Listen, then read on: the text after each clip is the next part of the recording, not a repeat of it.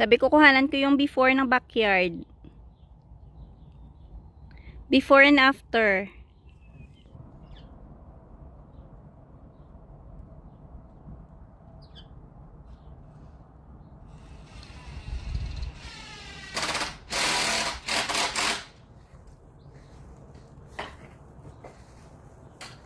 Viewers, try ko lang tong bagong recipe na nakita ko sa YouTube University.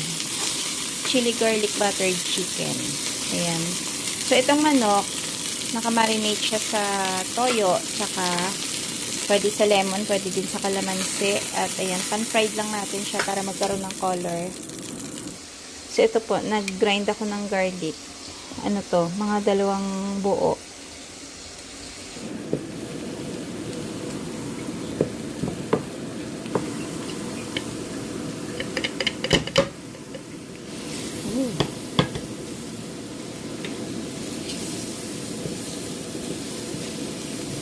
Add na natin yung ating oyster sauce. 2 tablespoon na oyster sauce.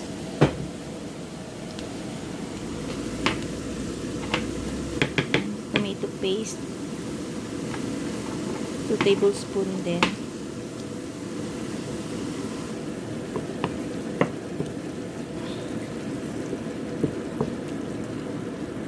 Mukhang masarap nga to ah. Dali. Lagyan natin ng chili oil. Ayan. Tansyahin ko lang kasi maanghang to eh. Naubo pa man din si madam. Up.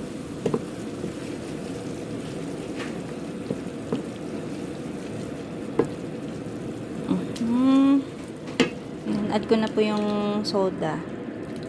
Tansyahin ko lang. Simmer lang natin, tapos lagay na natin yung ating manok. So yung manok ko na pinan-fry, binalik ko siya dyan sa pinagbabaran kasi ibabalik mo din naman yung marinade niya para lalong mas malasa yung ating manok. Kaya dyan ko na lang siya binalik sa pinagbabaran ko.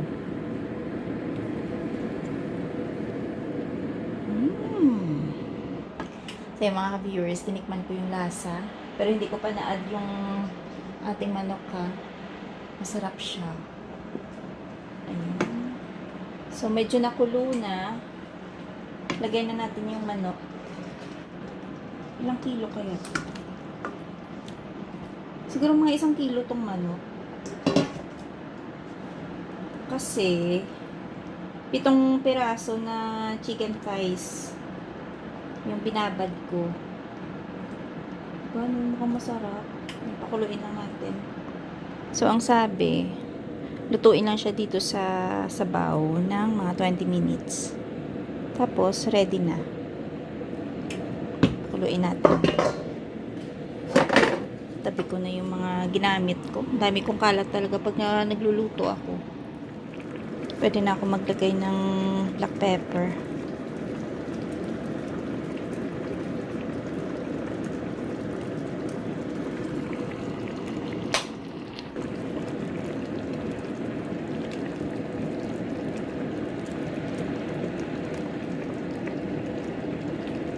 Mabango siya. So, add lang po ako ng konting patis.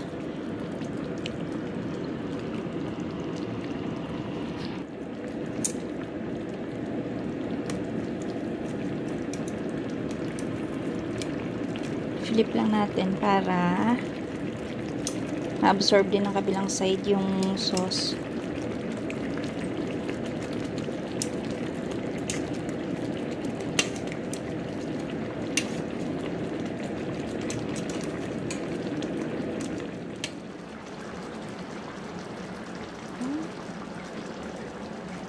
Init.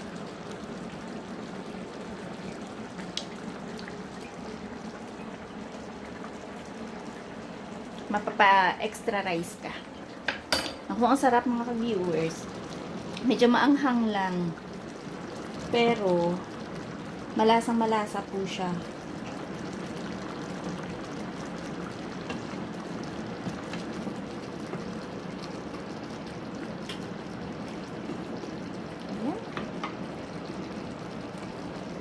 it mga ka-viewers.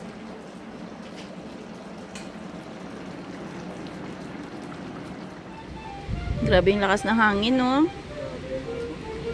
Lakas, no? Bagyo. Sa atin to, nagtutuklapan na yung mga Bubong. Magpa-practice si Denise ng clarinet. Para tayong nasa Scotland. delikado yung malaking puno doon, ano? Ano mo yung mga Nakalihis. Nakalihis na siya, no? Ay, grabe pa. Uy, delikado tong pine na to, ah. Doon papunta. Grabe yung lakas ng hangin. Buti na lang kamo, wala na yung puno dito, no? Kasi may chance yun na mabitak eh. Ayan, sumilip lang kami saglit. Mag-update lang po tayo sa fence. So, eto, nalagyan na nila ng parang semi-box. Etong puno. Tapos, ayun. Tingnan nyo naman mga ka-viewers. Ang bilis ng paggawa nila. Ayan po, oh. Ito na lang yung space na walang fence. Tsaka itong side na to, ayan, pinto na lang po yung kulang. So, siguro bukas matatapos na to kung hindi uulan. Kasi kahapon pa po yung hindi maganda yung panahon. Ilang oras ba? Tsaka nag-brown out pala kagahapon. Ayan. Tapos, ang lakas pang kahapon ng ulan, tsaka yung hangin. So, bukas, kung okay yung panahon, malamang, matatakpan na to. Malinis na tingnan. Dito tayo. O, diba? Oo nga, maganda tingnan pagka ganito. Etong mga sides na to. Itong bakante. Diyan, lilinisin namin yan dito. Ito pala may gap. Maglalagay tayo ng plant box dyan. Oo, para matakpan. Kasi pababa yung lupa eh. Para maano lang to, malibel lang to. Iniwan na namin yan. So, ibig sabihin, pwede tayo maglagay ng plant box dito sa labas. Tapos, dun sa kabilang side, no? Hanggang dito, kukunin namin tong bush. Hindi, ibig sabihin dun din, yung sa loob. Pwede, no? Ay, oo. Tapos dito, baka ayusin. Maglagay tayo ng plant box dito. Yung, parang pinag-iisipan. Tapos perennial. Ah, okay. Di ba? Maganda. Perennial. Ang poste talaga, hindi nga siya 8-8 kasi yung mga ugat ang hirap Alisin. Medyo nahirapan sila maghukay nung time na maglalagay silang poste. Kasi parang hindi enough yung lalim na, no? Nag-add pa kayo, diba? Bumabangga siya, ang lalaki ng mga mga ugat. Kaya nagputol pa sila ng ugat nun. Lalo na doon sa mabus. Kasi umaambon. So, pala, dito muna siya. Ayan. Malamig. Sa sunod, balak namin mag-ayos ng mga pang-camping ng mga gamit. So, ngayon, halo-halo pa yung mga gamit dito gawa ng, yun nga. Minsan dito sila nagpuputol ng mga kahoy. Dahil masama yung panahon. Mga viewers sa July. Sa July. 3rd week. Ayan. Ito pa pala yung ilalagay namin dun sa gate na gagawin ni Dadong. Bale, isang set na to. At mas matibay daw to kumpara sa yung una mong nilagay doon. Yung luma kasi. Nakaseparate yun. So ito. Ito kasi, ang kagandahan dito, hindi mo na siya kailangan i-align. I-insert mo na lang siya na ganun. Okay. Sukat na pala yun, no? Oo. Yan na siya. Tapos ito, ididikit mo na lang yan doon. Sa kabilang poste naman. Tapos ready na, may mga screw na siya. Kaya wala ka ng problemahin kung di insert lang. ayusin mo lang siya. Ganyan. Tapos screw mo na. Ganun siya kadali. Mas maganda. Ito yung mga screws niya. So ganito po yung pangalan niya, oh, Instagate. Isang set na siya. Tapos, nabili lang daw po to sa marketplace. So, mas nakamura. Pero bago pa siya, no? Bago yan. Oo nga. Nagpalit Siguro pa sila stock siguro. lang, ano. Ayun, oh. Haltang na stock lang kasi parang medyo basa ng konti yung box. So, mas okay din na paminsan-minsan titingin-tingin ka sa marketplace kapag may kailangan kang mga gamit. Kasi meron binibenta na bago, hindi pa gamit. Oo. Pag alam mo na, ito kasi binili ito last year pa.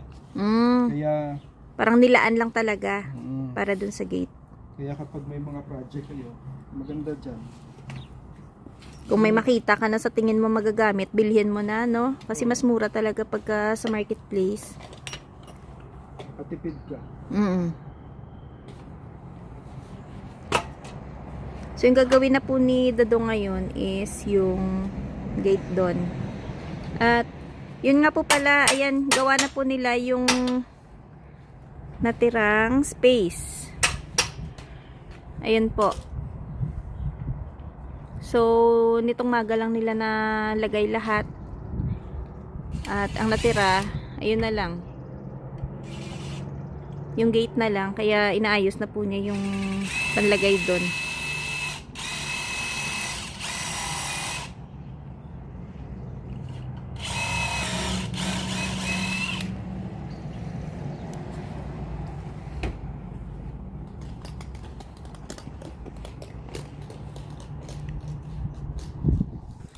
Kahapon hindi ko pa to nakuhanan pa, no?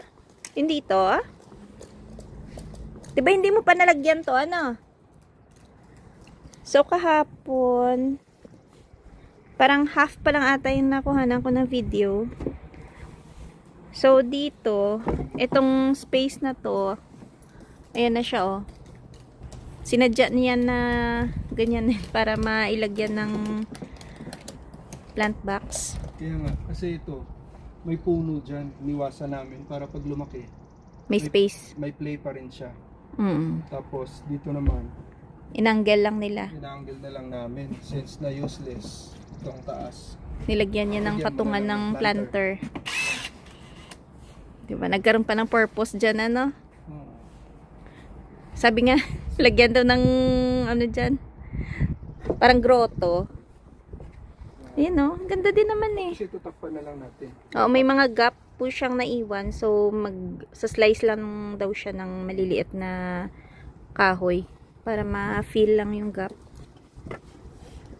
Tapos kung manotice nyo, ito, yung pamakuan namin sa loob, dyan sa labas. Since ito kasi tago, tapos gusto namin na, gusto na may-ari na medyo maluwag dito. May space. Pag dumaan dyan. Oo nga, kasi masikip dyan pagka sa loob yung bakod. Dati ang pangit yan dito. Oo. Hindi halos hindi mo madaanan eh. Oh, so ngayon, oh, mas maganda. Okay na. Tsaka purpose din ito, walang patungan. Mm. Walang maakyatan ba? Dito kasi medyo tago kaya para walang may makaakyat. Diyan, pagka may umakyat sa puno. Hindi, sa totoo lang po, kasi kahit sabihin mo na dito sa Canada, marami din naman mga pasaway na Maraming loko. Kahapon maraming loko. Kahapon nga yung may-ari dyan sa kabilang bahay. Yung kahapon, nag-ukay sila ng naghanap lang naman sila. Siguro hanap Mga- buhay nila maghanap ng mga Empty bottles. Scrap, sinigawan siya kasi siguro yung kumakalat ba yung mga basura. Ay, Kasi oo, ganun marami sila, yan. iniiwanan lang nila eh. Oo, mahilig po silang mag-check sa blue bin. Tapos, kuhanin nila yung gusto lang nilang kuhanin, like yung mga bote, mga ganyan, na pwedeng ibenta. Tapos, kakalat nila, Yung marami po ditong mga ganyan. Galit yung may-ari, sinigawan, binato sila. Binato siya ng may-ari. Oh. Hindi, tsaka meron talaga yung mga nangunguha dito. Hindi mapagkailayan. Maraming mga insidente na mga nangyari na yan dito. Actually, kahapon siguro, hindi lang namin na-notice. Yung shed dyan, bukas na. Pero tinakpan na may-ari yan eh, yung bintana. Sarado yan dyan eh. Nakita namin na wala na yung cover niya. Oh, Since hindi siguro- kaya nilipad ng hangin? Hindi. Kung lilipad yan, sana lahat na. Sa bagay, no? So, talagang binuksan. Binuksan talaga kasi may ano eh, may daan ng crowbar eh. Ay, okay. Na, So, nala- talagang tinuklap. naalala mo na tinuro ko sa'yo, yung naglalakad may dalang ganito Mm-mm. sa knapsack niya. Mm-mm. Ganun siya. Mm-mm. May mga nag-iikot-ikot po dito na hindi naman dito palagi, sa ibang mga lugar, lalo na dun sa bandang North Central. May mga nag-iikot na nakabike, Kaya siguro, tapos may dalang backpack. kaya siguro dyan, nakalusot siya dahil nga hindi na natin makikita Oo. dito. Kasi, Dito niya. ayun nga, sarado na kasi dito. So, kung halimbawang may mga naglalakad-lakad dyan sa kabilang side, hindi na namin nakikita. So, mas malaya sila ngayon, no? Kasi sarado na dito, eh. Kaya, isa din yun sa purpose bakit na pinalagyan to ng fence. Kasi nga, yun sabi nga namin, mababa dito. Tapos, may time na may mga nagpupunta dyan sa kabilang bahay. Kasi nga, walang tao dyan. Kaya Tapos- tamang-tama nga na nahabol natin to para next year o end ng season ng gardening, pwede natin ilipat. Ayun nga, itong plant box, gusto niya i-move doon. Sandal niya doon sa fence mismo para wala ng space doon sa kabila. Para hindi na rin matubuan ng damo. Saka dagdag ano din yung pampatibay. Mm. Kasi mahaba yung span. Pero tibay din naman siya kasi kahapon ang lakas ng Hangin. hangin, Mm. di ba? Ano naman siya, gumagalaw naman siya, normal yun. Pero tibay. So, magkano yung total dadong ng itong area na to? Wala kang idea, basta roughly. Yun, Roughly 2, 3, 2, 4. Mga ganon. So, ayan po yung area lang. Mula doon, kahabaan hanggang doon. Mga, yun nga, siguro mga 2, 4. Materialis lang yan, di ba? Kasi sila lang naman yung gumawa eh. Yun yung gumawa. So hindi pala basta-basta, no? Hindi basta-basta yung magpa-fence ka. Lalo yung buong bahay. Mabigat pala, no? Pero at least ang security mo, okay naman. Tulad yan. May mga gamit tayo dito sa labas. Minsan wala naman tayo. Hindi mo kailangan ipasok lahat, no? Laging, diba? Pwede mo siyang ilak mo lang. Tsaka medyo, yung mga tao, hindi basta-basta makapasok talaga pag may fence. Medyo may ilang din sila, no? Kasi hindi nila alam, baka may tao na nakatambay dito sa likod, diba? So, ibig sabihin, pag sa fence lang pala pa, kabuuan, aabot din pala siya ng mga, 5,000, no? Materialis lang, Oh, Ganun. mga ganun. Let's say, Mga 5,000. So, dahil isang side lang, buong ano na yun. Buong area mo na yun. ayun nga, kabuuan nga. So, yun nga, sabi ko, dahil isang side lang, mga 2, 4. Eh, kung hindi ka pa marunong, plus yung labor pa, malaki-laki din. Parang bubong yung equivalent.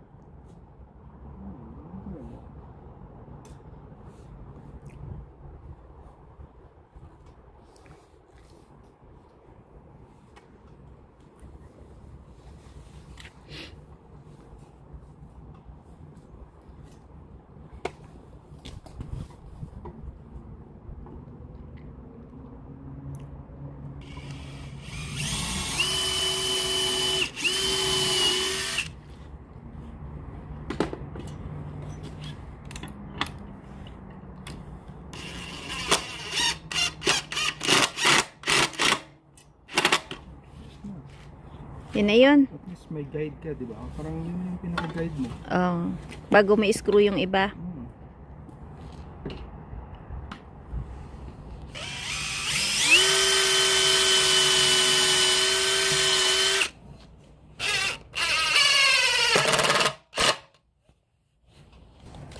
Subok.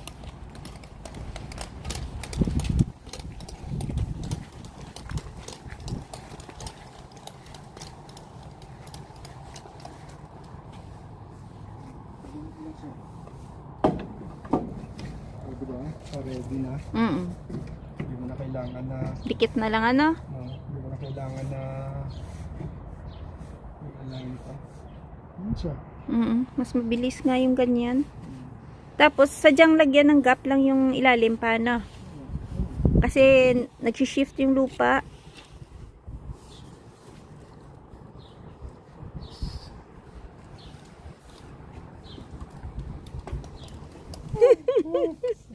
Nabubulol. Ayan pa sabi. Kasi sabi ko, update na lang kung matatapos na to ni Dadong. Nabubulol ako, kaya kami tawa ng tawa. Ayan. Tapusin na lang po muna niya yan. At balikan ko na lang mamaya pagka ikakabit na lang niya. Kasi frame lang naman yung unahin mo no? Tapos lagyan mo na lang ng kahoy din yun, diba? Napatayo. Ayun. Tsaka na muna pa. Okay. Ito yung ilalagay niya ata eh. Yung 5 pa, no? Okay.